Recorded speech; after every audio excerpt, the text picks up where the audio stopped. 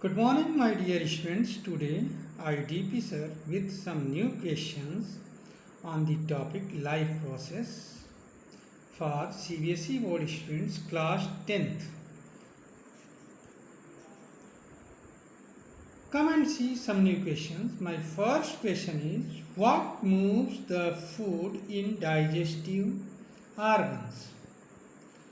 What moves the food in digestive organ?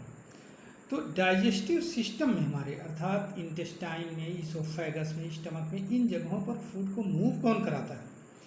तो इसका answer होगा पेरिस्टाल्टिक मूवमेंट या पेरिस्टालसिस, ये इसका आंसर होगा। लेकिन आइए जरा से इसके विषय में हम जानने की कोशिश करते हैं होता क्या है। तो वास्तव में पेरिस्टालसिस कुछ भी नहीं है, it is a wave like motion which takes place by the muscles of alimentary canal. Due to this peristalsis या peristaltic movement, the food moves in unidirection. It means from mouth towards the anus. समझ में आ गया? तो ये wave like motion होता है जो कि ईसोफेगस के मसल्स से होता है। आइए सेकेंड क्वेश्चन को देखते हैं। Other name of food pipe, food pipe का दूसरा नाम क्या है? तो आप सभी को मालूम है ईसोफेगस। बहुत आसान क्वेश्चन है, आप सभी लोग इसको आराम से कर सकते हैं। देखिए, अगर हम पूरे एलिमेंट्री कैनाल की बात करें तो इसमें देखिए आप लोग इस तरह से होता है एलिमेंट्री कैनाल। एलिमेंट्री कैनाल में देखिए ये है आपका क्या है, फेरिंग्स, देखिए ईसोफेगस, स्टमक, पैंक्रियाज, ड्यूडेनम या स्मॉल इंटेस्टाइन का पार्ट है। फिर इसके बाद में जेजुनम आता है, थोड़ा सा पार्ट होता है। फिर इलियम आता है and followed by the caecum small one, then colon, ठीक है, and at last rectum and through anus it is ejected out. ठीक, तो ईसोफेगस या फूड पाइप इसी ये पार्ट है जो कि इलांगेटेड लॉन्ग पार्ट। ठीक है, ईसोफेगस से क्या होता है, the food moves from mouth into the stomach passing through pharynx. समझ में आ गया? नेक्स्ट क्वेश्चन पर हम लोग बढ़ते हैं आगे। Which liquid substance mixes with food while we chew the food? तो while we chew the food, saliva mixes with the food. What mixes? Saliva. अब सेलाइवा के विषय में कुछ हम और थोड़ा जान लेते हैं कि saliva is secreted by salivary gland. Salivary gland are present at 3 places in the mouth. कहाँ पर होता है? One is sublingual, मतलब beneath the tongue, टंग के नीचे। Another is submaxillary at the end of the jaw, एकदम कोने पर जहाँ मोलर टीथ, प्रीमोलर टीथ होते हैं। एंड एक होता है अंदर से कान के पास, उसको कहते हैं पैरोटिड ग्लैंड। क्या कहते हैं? Parotid gland. तो which liquid substance mixes with food while we chew the food? तो कौन सा लिक्विड सब्सटेंस? सेलाइवा। अब सेलाइवा में एक एंजाइम पाया जाता है सेलिवरी टायलिन, या उसी को सेलिवरी एमाइलेज भी कहते हैं, जो कि फूड के कार्बोहाइड्रेट पार्ट का डाइजेशन करता है। किसका डाइजेशन करता है? कार्बोहाइड्रेट का। ठीक है, नेक्स्ट क्वेश्चन पर आइए। Finger like projections on the inner lining of small intestine. अब इसका आंसर क्या होगा? इसका आंसर होगा विली या विलस। ठीक है, आइए जरा सा एक विली का स्ट्रक्चर हम लोग देखते हैं कैसा होता है। ये है विली का स्ट्रक्चर, देखें। These are the finger like projections. It is only one celled thick, देखो एक सेल पतली है।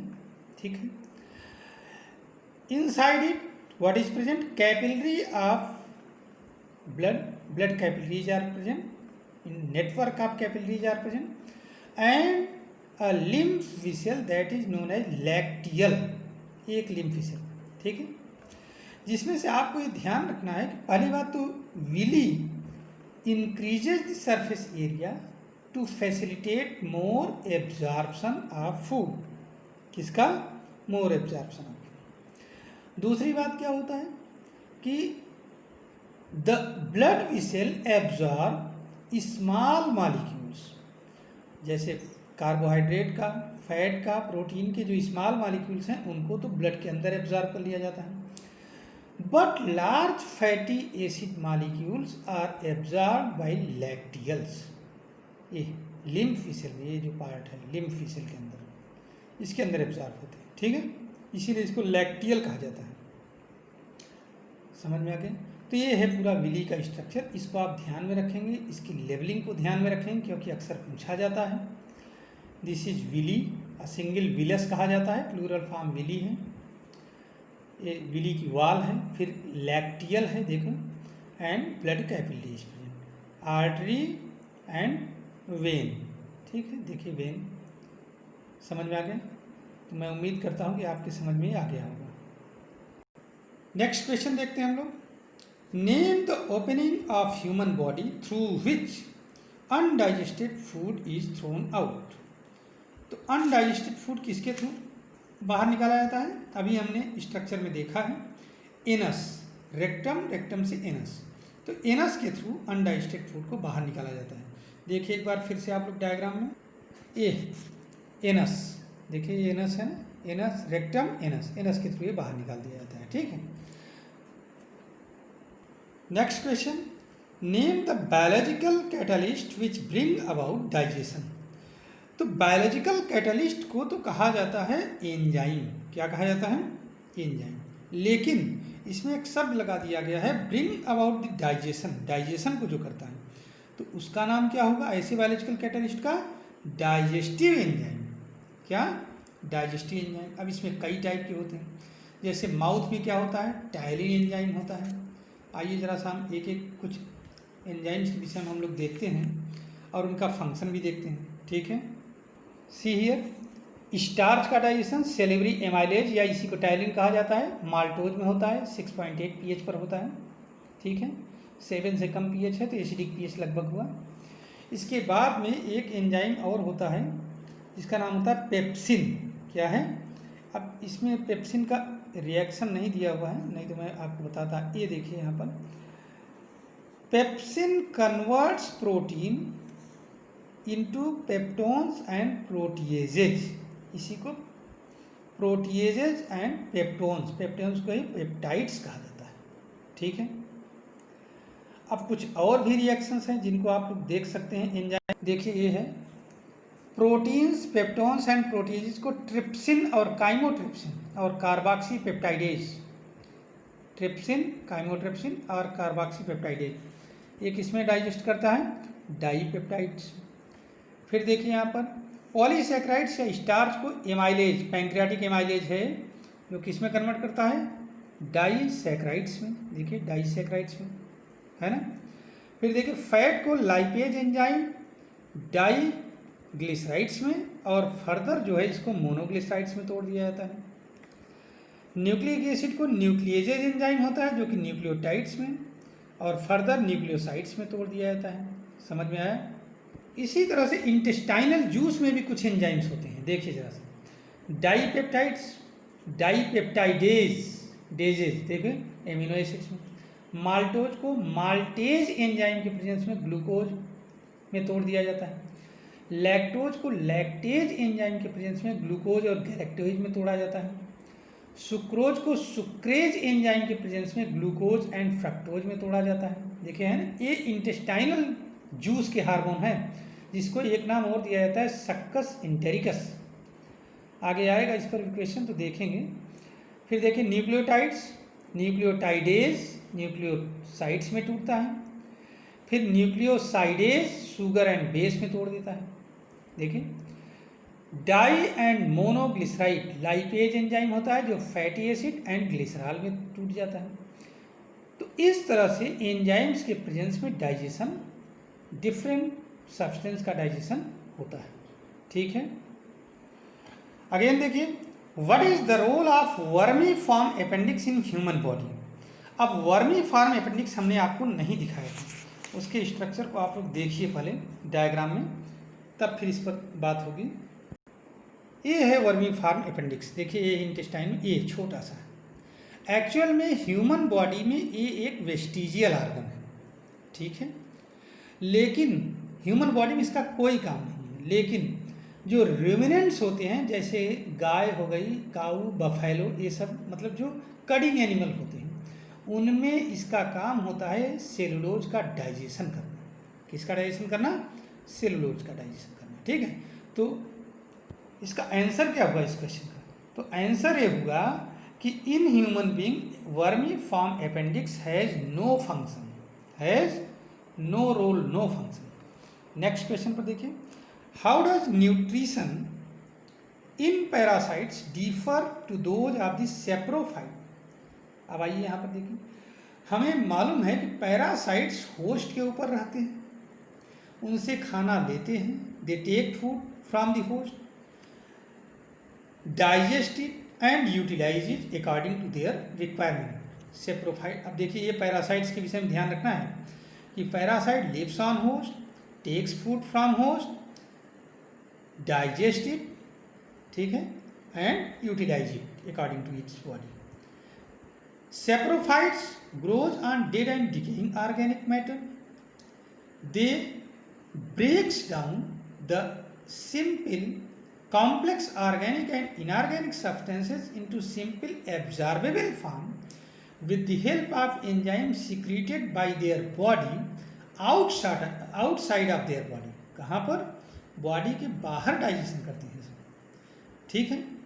तो ये डिफरेंस हुआ कि पहला क्या है, पैरासाइट लिव्स ऑन होस्ट या grows on host, saprophytes grows on dead and decaying organic matter.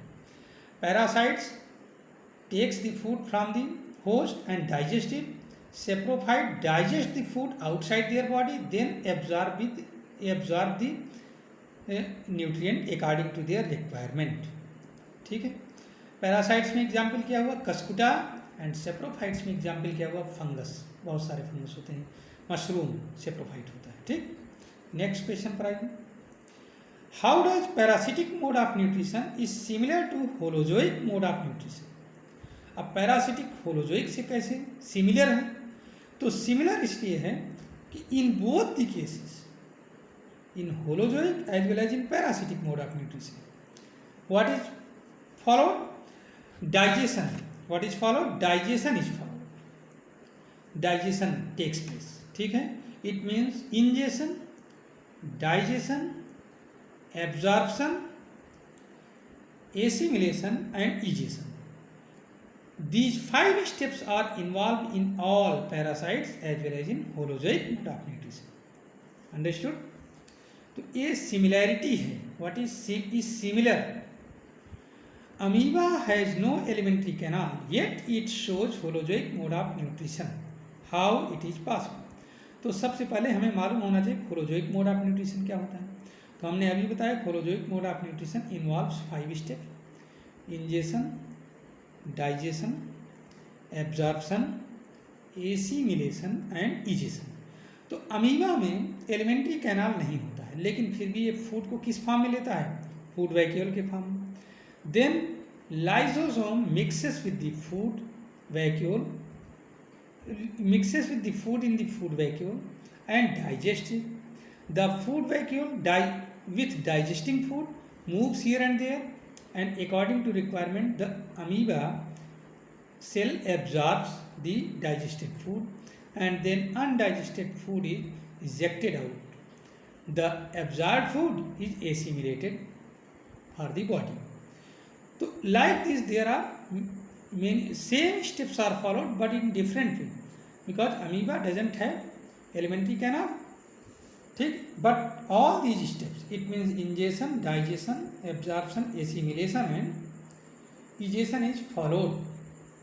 That's why amoeba has no elementary canal, yet it shows holozoic mode of nutrition. So how it is possible? It is possible with the help of food vacuole, lysosomes, cyclic motion in the cell, ठीक। What is the role of bile in our digestive system? अब हमें मालूम है कि bile कहाँ से secrete होता है। Bile is secreted by liver. आइए देखते हैं हम। Bile is secreted by liver, collected in the gall bladder, and time to time it mixes with the food when the food passes from stomach to small intestine. अब इसका role क्या होता है bile का, ये भी जानिए आप लोग। तो बाइल का रोल क्या होता है, it makes the food medium basic, पहला क्योंकि इसमें सोडियम साल्ट पाया जाता है। दूसरा रोल क्या होता है, इट इमल्सीफाइज द फैट, सबसे इंपॉर्टेंट फंक्शन इसका यही है, emulsification of fat. It means breaks down the fat into small globules, ठीक है। उसके बाद में और फंक्शन क्या होता है, kills the germs present inside the food if any, अगर जर्म्स है तो बेसिक मीडियम में और इसमें बाइल में डेड हो जाते हैं बहुत सारे जर्म, ठीक है। Prevent the food from being rotten in the intestine, intestine में फूड को सड़ने से बचा लेता है। तो all these are the functions of bile which is collected in gall bladder, ठीक है। From gall bladder it reaches into the small intestine by common bile duct, ये है कॉमन बाइल डक्ट, ठीक है। नेक्स्ट क्वेश्चन पर आइए देखते हैं, name the role of gastric juice in our digestive system. तो सबसे पहले देखिए गैस्ट्रिक जूस में होता क्या क्या है। तो गैस्ट्रिक जूस में कई चीज़ें होती हैं, जैसे क्या क्या होता है जरा सा ये देखिए। गैस्ट्रिक जूस में पाया जाता है mucus, pepsin, HCl and rennin. क्या पाया जाता है, rennin in the form of prorennin, ठीक। ये गैस्ट्रिक जूस में इतनी चीज़ें इसमें पाई जाती हैं। अब आइए जरा सा हम लोग रोल देखते हैं, आइए इसका रोल देखते हैं क्या होता है। तो देखिए इसमें म्यूकस का रोल क्या होता है। तो म्यूकस जो है ये it is present in the entire intestine, पूरे इंटेस्टाइन में म्यूकस रहता है। And mucus makes a layer on the wall of intestine which prevents the further effect of digestive enzyme on the wall of intestine। नहीं तो intestine की wall भी digest हो सकती है, ठीक है। ये जो डाइजेस्टिव एंजाइम्स होते हैं अगर म्यूकस ना हो तो इंटेस्टाइन की वॉल भी डाइजेस्ट हो जाएगी, ठीक है। दूसरा है एंजाइम पेप्सिनोजन, क्या पाया जाता है, पेप्सिनोजन। देखो pepsinogen, it becomes active in the acidic medium to form pepsin and helps in the digestion of protein। किसमें प्रोटीन का डाइजेशन होता है, देखिए है प्रोटीएजेज एंड पेप्टोन्स में। सेकेंड पार्ट है इसमें HCl, देखिए HCl क्या करता है, makes the food medium acidic. दूसरा फंक्शन जानिए, softens the hard part of food. Third function, kills the germs and living food material, ठीक है। तो ये सब इसके फंक्शन होते हैं HCl के, ठीक। इतने फंक्शंस हैं इसके और ये सब चीज़ें आपको ध्यान में रखनी हैं। अगर आपको ये वीडियो अच्छी लगी हो, आज इतने के बाद ही हम रोक रहे हैं, आप लोग इसको पढ़िए, रिवाइज करिए, बार बार देखिए वीडियो।